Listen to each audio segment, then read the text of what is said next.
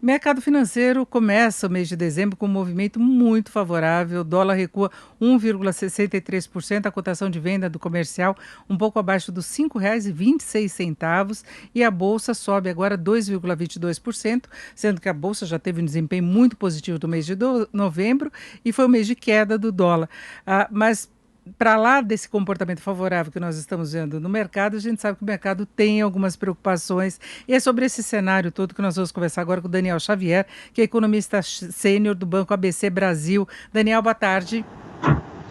Boa tarde, Denise. Bom, Daniel, primeiro esse comportamento muito positivo do mercado que tem tudo a ver com o movimento internacional, não é?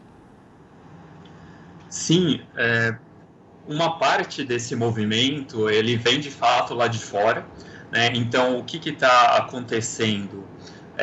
A gente tem os bancos centrais globais que eles estão incentivando, né, um pouco mais as economias deles na margem, né? O que eu quero dizer com isso? São mais estímulos monetários, né, que tanto o Banco Central norte-americano como o Banco Central europeu eles estão propensos, né, a promover mais estímulos de política monetária e, com isso, os ativos emergentes, né, ou seja, pensando nos ativos dos países como o Brasil, eles estão sendo bastante favorecidos nesse cenário.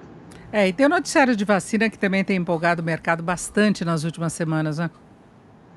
Sim, a esse respeito é interessante o seguinte, não se tinha, né, até alguns meses atrás, um cenário tão claro para o desenvolvimento e para a imunização das pessoas, né?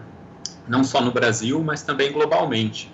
E hoje em dia, as informações já dão conta que esse processo ele está se materializando, né? E ele também tende a ser rápido, provavelmente sendo implementado entre o primeiro TRI e o segundo trimestre do ano que vem. Então, é uma leitura também favorável nesse quesito. Agora, Daniel, quando eu falava de preocupações aqui no Brasil, a gente sabe que há uma grande preocupação nesse fechamento de ano, especialmente com relação às medidas relacionadas às contas públicas, não é? Nós tivemos até uma novidade que pode haver um entendimento aí para votação na metade do mês da LDO, pelo menos, ela, Lei de Diretrizes Orçamentárias, para não levar uma trava, né, a incapacidade do governo gerenciar o orçamento do ano que vem. Mas eu queria saber se isso você acha que pode afetar muito o cenário macro que nós vamos ter na virada do ano?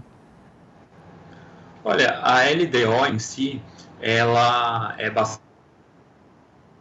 Bom, e agora eu volto a conversar com o Daniel Xavier, que é economista sênior do Banco ABC Brasil. Antes de termos problemas técnicos aí no nosso contato, Daniel estava analisando a situação fiscal, que é um dos fatores que influencia o comportamento do mercado e o comportamento do mercado brasileiro, que hoje está para lá de favorável, com uma queda muito acentuada do dólar, alta de bolsa de valores, mas tem esse peso aí por trás, essa preocupação com a LDO.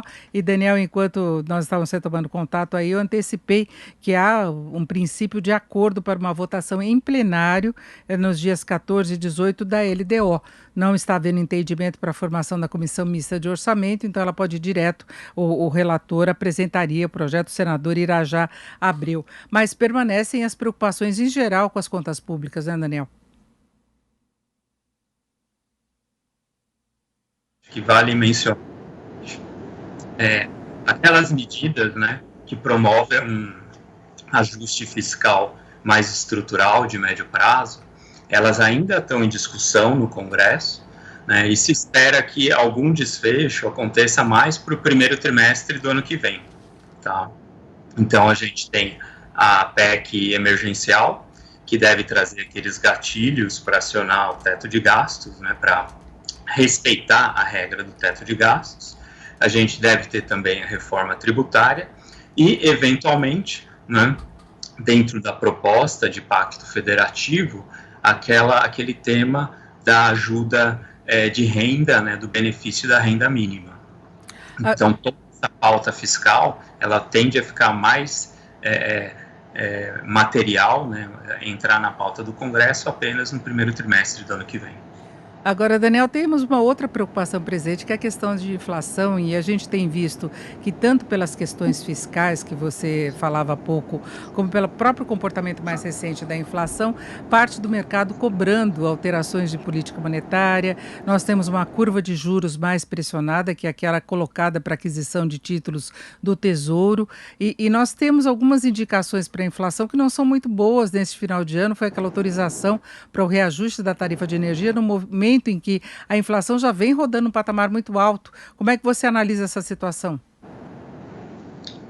A inflação doméstica, Denise, ela está sendo bastante afetada nos últimos meses por todos esses aspectos que você citou, né? Então tem essa questão da conta de luz, né, que elas vão ficar mais caras nesse mês de dezembro. Aí, além da conta de luz, a gente teve uma alta bem importante, né, dos preços de alimentos e também de outras commodities, né? E com a economia voltando ao normal de antes, você também tem alguma pressão altista dentro dos preços de serviços e os itens industriais também, né? Então, a inflação geral ela está rodando em uma taxa baixa, tá? Quando você tira esses elementos, né, que causam esses choques, e ainda assim, né, o grau que esses choques estão ocorrendo e a direção deles todos aponta para uma inflação mais alta, tá? Então, com isso, pensando o cenário inflacionário que a gente está trabalhando para esse ano, de um IPCA encerrando em 4,2, para o ano que vem a gente está projetando IPCA em 3,7. Então são mais próximos também da meta central que o Banco Central ele persegue, tá? Agora, Daniel, você acha que isso justificaria uma alteração da atual política do Banco Central? Porque a gente teve o último relatório Focus projetando a Selic em 3% no ano que vem. E a gente ainda tem mais uma reunião do Copom agora em dezembro, é a última deste ano. Você prevê já alguma alteração? Olha, olhando as manifestações mais recentes, né, da autoridade monetária, vários membros do Copom, eles têm falado recentemente, eles têm reiterado essa leitura, né, de que o choque predominante são choques temporários, né, ou seja, eles vão voltar para uma trajetória mais branda ao longo dos próximos trimestres. Então, com isso, né, pensando especificamente na reunião da próxima semana, é bastante provável que ele mantenha, né, a postura, mantenha os termos, né, que ele tem utilizado no statement, né, e sinalize que o nível atual da taxa Selic ainda é adequado, tá? E outro ponto importante que o BC vai levar em conta, pensando principalmente o primeiro trimestre do ano que vem, né, é exatamente como vai se desenvolver essa negociação em torno da pauta de ajustes fiscais, né? Essa variável é bastante importante na ponderação do Banco Central sobre a taxa de juros, tá? O Banco Central não quer tirar esse estímulo da economia, que seria uma taxa mais baixa. Ele sinalizou essa intenção já há bastante tempo. O problema são as condições que ele vai ter de encarar daqui para frente, se isso não pode se reverter em pressões ainda mais fortes sobre a inflação, não é? Sim, nesse ponto é importante olhar, né, como estão rodando, né, essas medidas de inflação, retirando esses choques, né? Então, como eu mencionei, elas estão num patamar ainda baixo, né, mas conforme esses choques, se eles forem se disseminando em relação aos outros preços da economia, a tendência é que eles subam numa taxa, numa velocidade talvez mais que cause mais incômodo, tá? Mas por hora, olhando esse quadro de inflação que está mais perto da meta, mas não chega a extrapolar a meta, né? E também as projeções do Banco Central, né, que ela ainda está baixa, né? Ele projeta 3,1 para o IPCA do ano que vem, e mesmo com esses ajustes que ele vai promover nas projeções, é bem provável que fique mais perto de 3,5, 3,4, tá? Ainda assim, ele vai enxergar essa parte da inflação que estava baixinha, não está tão baixa quanto antes, né? Ainda assim, esse quadro de inflação em alta, né, é algo que pode acender um pouquinho a luz amarela dentro do Banco Central, mas não o suficiente para alterar já na reunião da semana que vem. Tá? Perfeito. Ouvimos o Daniel Xavier, que é economista sênior do Banco ABC Brasil. Daniel, muito obrigado. Uma boa tarde. Obrigado, Denise. Obrigado a todos.